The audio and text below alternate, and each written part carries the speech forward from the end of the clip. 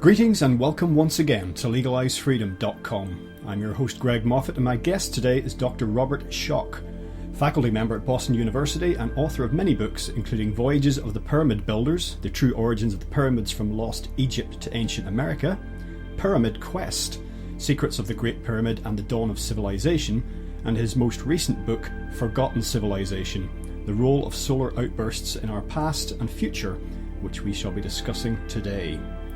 If you believe that this world age is the only one that there has ever been, or that our civilization represents the peak of human potential, the truth may come as quite a surprise. Hello and welcome, Robert Schoch, and thank you very much for joining us today on LegalizeFreedom.com. Oh, it's my pleasure to be here. Thank you. Now, Robert, we're here today to discuss your latest book, which is entitled Forgotten Civilization, The Role of Solar Outbursts in Our Past and Future. And the background against which this is set is basically a lot of what your life's work has been, which is looking at ancient civilizations and different, perhaps, stories about them compared to our conventional understanding. And the conventional understanding is basically that some point in the distant past, we evolved from apes somehow. It's never quite been explained. We came out of Africa.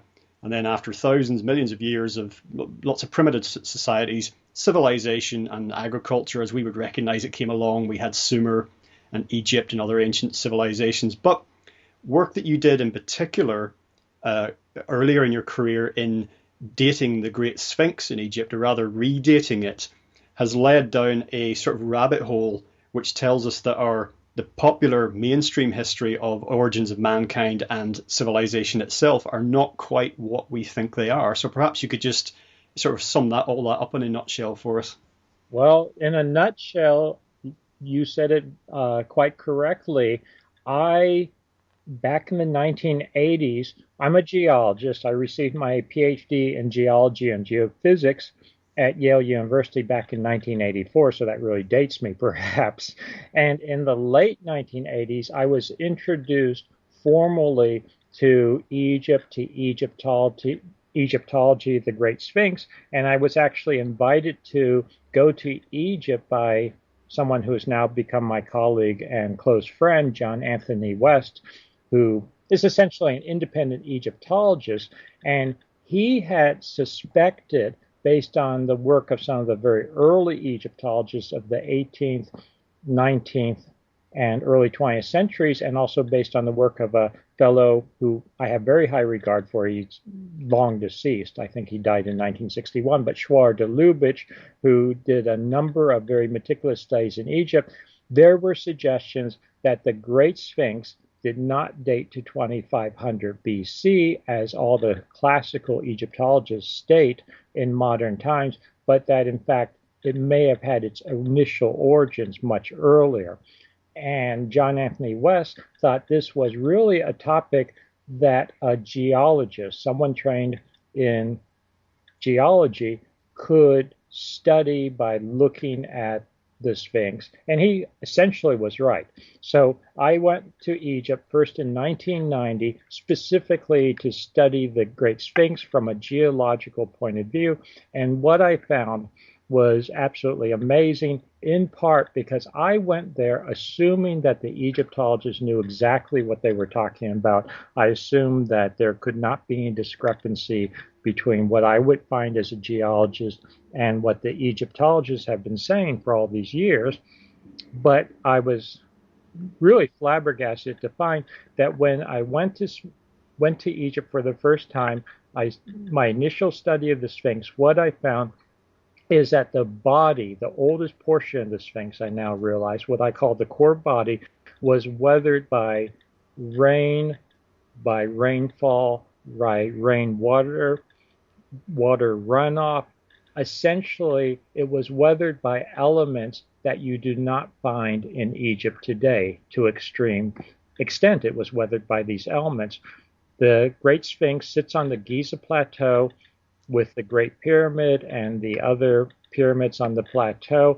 This area has been hyper-arid. It's the eastern edge of the Sahara Desert, and It has not seen significant rainfall, certainly not to cause the weathering and erosion I was seeing on the body of the Sphinx. It has not seen that level of rainfall for 5,000 plus years.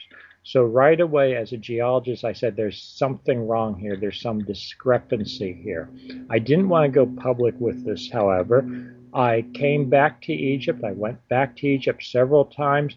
I enlisted a colleague of mine, Thomas DeBecke, Dr. Thomas DeBecke, who's a geophysicist. We did seismic studies around the base of the Sphinx. I wanted to look at subsurface data that I could use to check the surface data, to look at subsurface weathering, essentially mineralogical changes.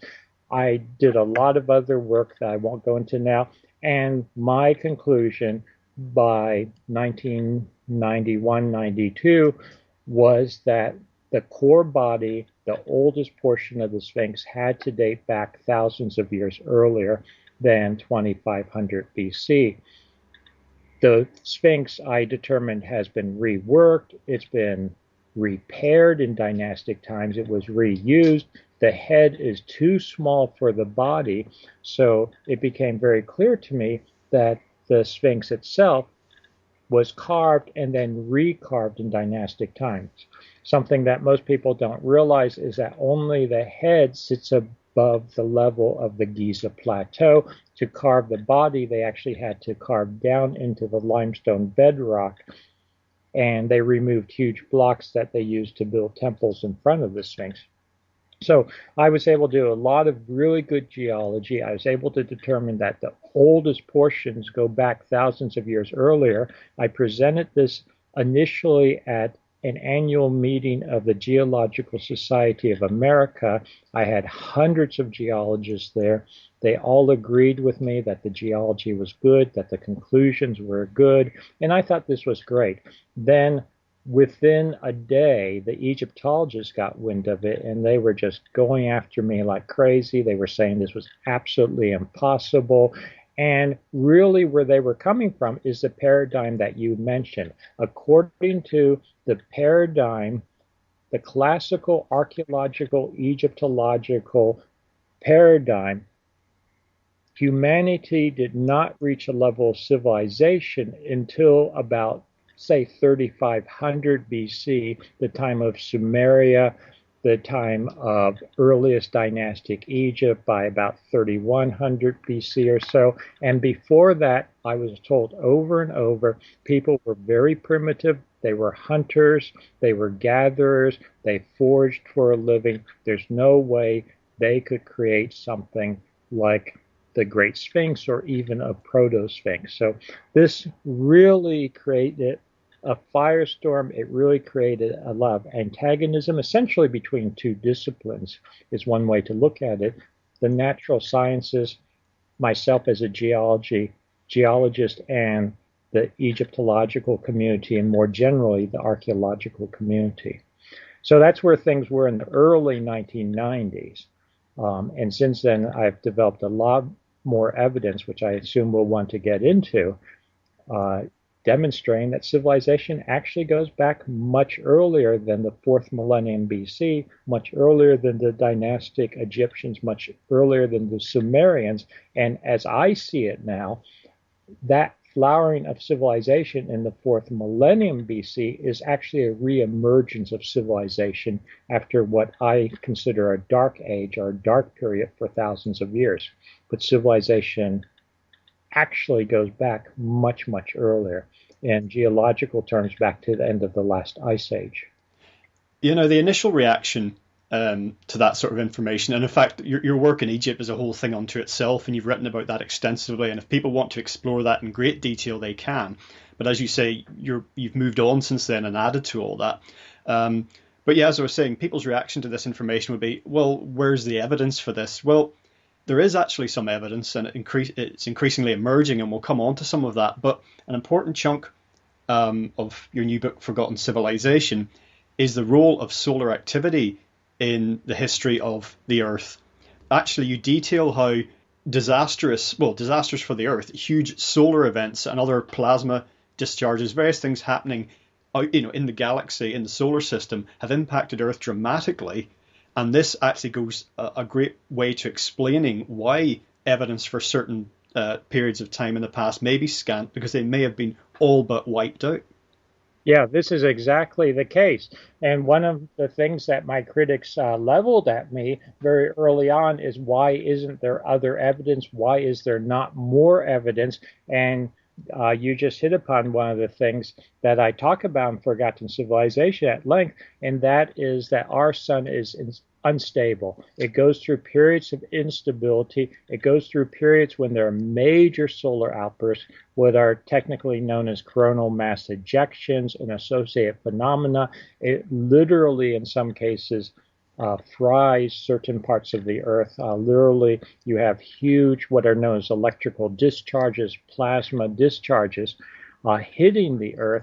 It causes major climatic changes. It will set fires, for instance. It will literally incinerate material on the surface of the Earth. And this sounds wild and crazy to some people who've never seen the evidence or haven't thought about this, or don't realize, as most geologists do, that what we see in the present day is not necessarily the way the Earth has been in the past. In fact, we know it's not been the way we see it today for all of the past. There are major changes on Earth. There are periods when we undergo, essentially, to use a term that, and I don't want to sound the wrong way, but there are major cataclysms that occur, major catastrophes that occur on Earth. And one of these occurred toward the end of the last ice age, or at the end of the last ice age, and caused major disruption on Earth, would have destroyed much evidence of this earlier civilization, would have in fact caused massive rain because you would melt glaciers. Water was being evaporated from the oceans, from lakes, so you had very high content in the atmosphere. This would have caused massive rains. We actually see in ancient legends and myths, for instance, these things described. Everyone knows about Noah's flood, but flood stories are known around the world, and I believe date back to this period. Going back to the Sphinx, you had a period when there was much more rain, massive rains, massive water runoff, and I believe at this point that this ties in with this early evidence I saw in the 1990s of a very different climatic regime for the original Sphinx, what I might call the proto-Sphinx, or the core body of the Sphinx. So there's a lot of evidence, I believe, that's now tying together in a comprehensive picture that I didn't have 20 years ago.